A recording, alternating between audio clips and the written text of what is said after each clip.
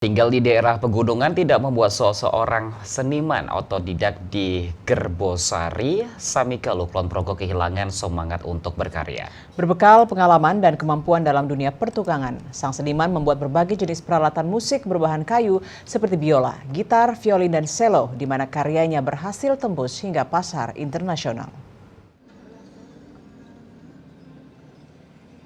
Berada di wilayah pedesaan kawasan perbukitan Menoreh, kurang lebih berjarak 30 km dari kota Yogyakarta, tepatnya di Padukuhan Jetis, Desa Gerbosari, Kecamatan Samigaluh, Kabupaten Kulon Progo. Disinilah Joko Kuncoro atau yang akrab disapa Japrak, seorang pengrajin kayu memproduksi beragam alat musik berkelas internasional seperti kontrabas, violin, gitar, ukulele, serta biola yang merupakan karya spesialisnya.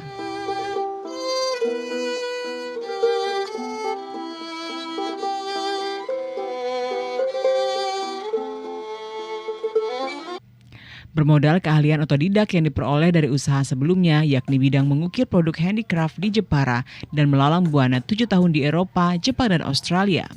Joko Kuncoro mulai mencoba membuat alat musik gitar dan biola di tahun 2004. Seiring waktu dan kemajuan dunia komunikasi serta perkembangan media sosial, kemampuannya semakin berkembang hingga mampu membuat berbagai peralatan musik lainnya seperti violin, cello, kontrabas, dan juga berbagai alat seni berbahan kayu. Peralatan musik gesek tradisional dari berbagai daerah Nusantara maupun di luar negeri seperti rebab Jawa, rebab Cina, rebab Jepang, dan rebab Vietnam. Awal mula kita kerajinan alat musik karena persaingan ya sebenarnya. Karena di Jogja itu membuat furnitur udah terlalu banyak, akhirnya kita lari ke alat musik. Yang dibuat ada biola, ada alat-alat keroncong, ada alat-alat tradisional kayak gambus, rebab, sape, alat-alat Nusantara lah kita buat. Ilmunya dari mana nih Pak, kalau boleh tahu nih Pak? Ilmunya dari terpaksa. Jadi kita dipaksa buat, belum pernah buat dipaksa buat gitu. Saat ini, Japrak dibantu anak lelakinya, Febrian Gitario, yang mengikuti jejak sang ayah dengan mengambil spesifikasi pembuatan gitar.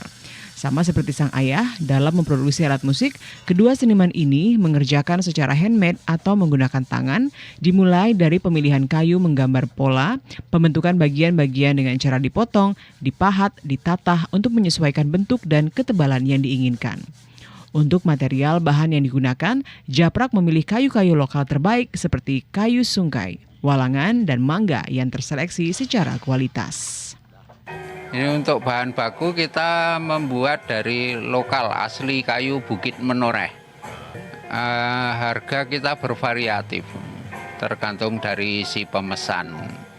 Mau kualitas yang A atau B atau C kita mengikuti.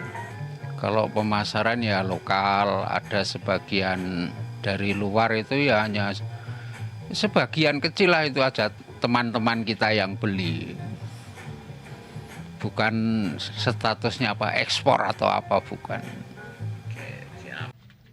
Di sini semua alat musik dibuat hanya berdasarkan pesanan. Harganya bervariasi dari ratusan ribu hingga jutaan rupiah tergantung dari permintaan pembeli. Walaupun tinggal di desa yang jauh dari keramaian, pesanan selalu saja datang. Mulai dari warga biasa hingga musisi, baik dari dalam maupun luar negeri. Bahkan beberapa alat musik seperti biola kayu telah diekspor ke beberapa negara di Asia dan Eropa.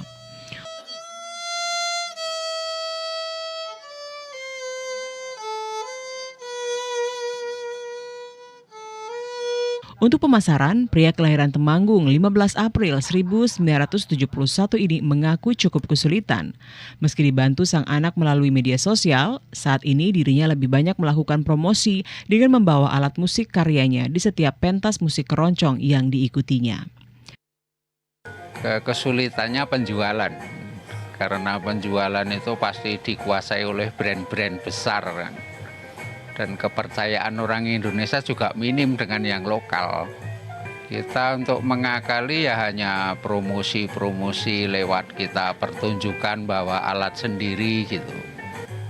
Kalau iklan kita nggak mungkin, karena nggak mampu. Jadi kita ngakali ya lewat pertemanan satu, tapi ya prosesnya panjang sekali. Bukan hanya piawai dalam membuat biola, pria yang dijuluki Luthier van Samigaluh atau maestro biola dari Bukit Menoreh ini juga ahli dalam memainkannya. Bagi Japrak, membuat alat musik adalah pekerjaan yang melibatkan hati dan perasaan, di mana alat musik yang dibuatnya adalah sebuah karya. Doni Rahmat, Norman Novika, TVRI Yogyakarta, melaporkan.